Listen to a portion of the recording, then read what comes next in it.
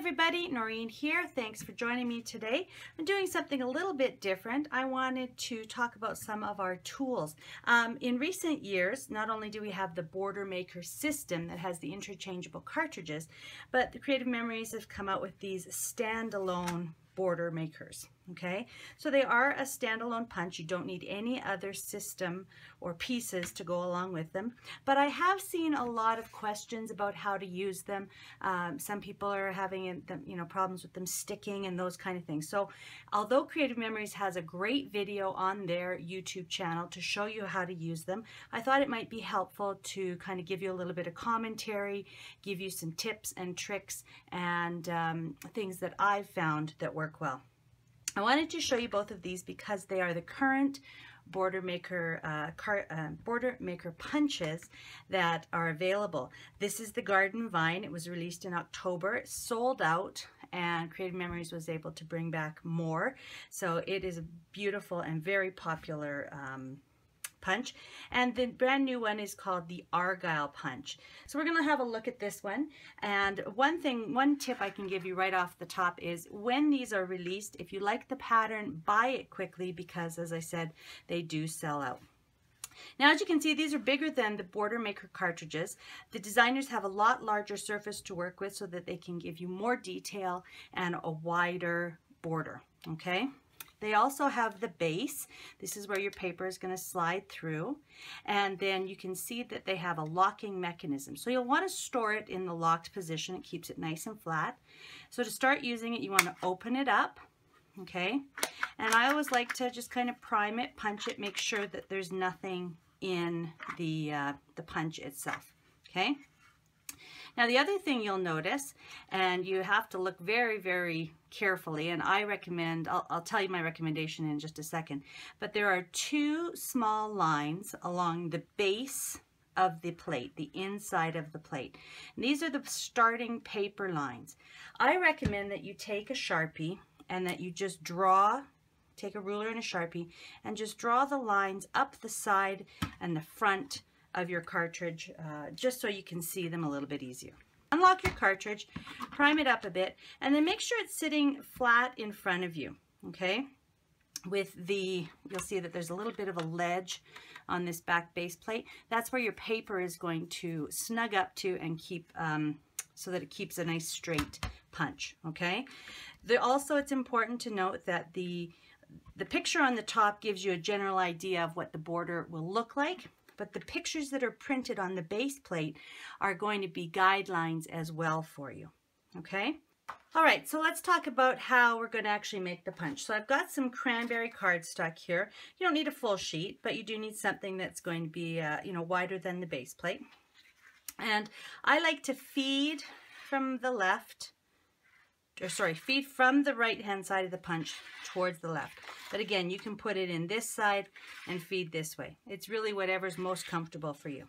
Okay, so to get started, I'm going to place my paper inside the punch. And again, I'm going to look for that tiny little line. And that's where I'm going to line up the punch or the paper to begin with. Okay. Now, so what I like to do is I like to hold it steady and pressed up against the back ridge with my finger, my right hand, while I punch with my left.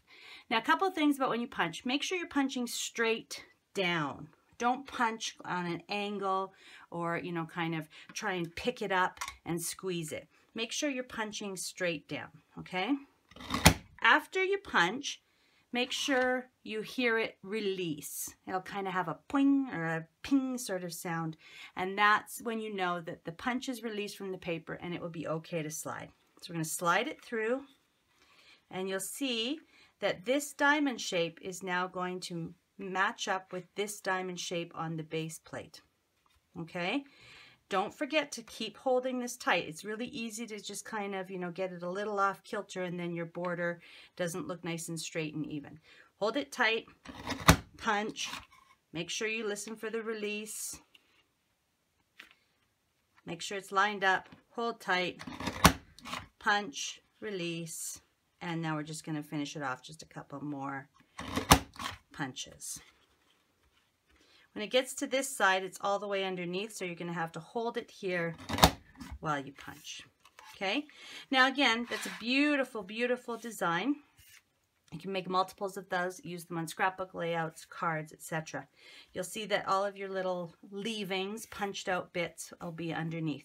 And again, you'll just want to make sure that you don't have anything stuck inside. So my best advice is to take it slow. Make sure you're holding your paper nice and tightly against that back plate for even border. And just take your time. Punch slowly and completely. Release slowly and completely. These are beautiful, beautiful punches, but because of the intricacy, you'll really notice that they can jam up if there's any little bits of paper that are left in. Okay, let's do this one since I have some paper left. Line it up. Okay, there's my leaf that I'm going to use as my guideline. Hold it tight. Isn't that beautiful? Hold it tight. Just take your time. It's not a race. It's obviously so much faster than if you were going to try to punch it out yourself. Cut it out yourself. And there you go. So again, lots of little leavings. And it looks like I didn't push it quite far enough through. Okay. So, 2 beautiful standalone punches that create amazing borders for you. You know, you can layer these up and create some gorgeous, gorgeous designs. All right. So hopefully those gave you some good tips on how to use these. Highly recommend them. And like I said, my best tip is when you see them released for sale, if you like the pattern, grab it. Buy it right away because they will sell out fast. All right. Thanks very much for joining me today, and I'll be back with another Tool Talk video in a few weeks, and I'll see you again for more 1, 2, 3 layouts, cards, and other scrapbook adventures. All right. Thanks very much for watching. Take care. Bye-bye.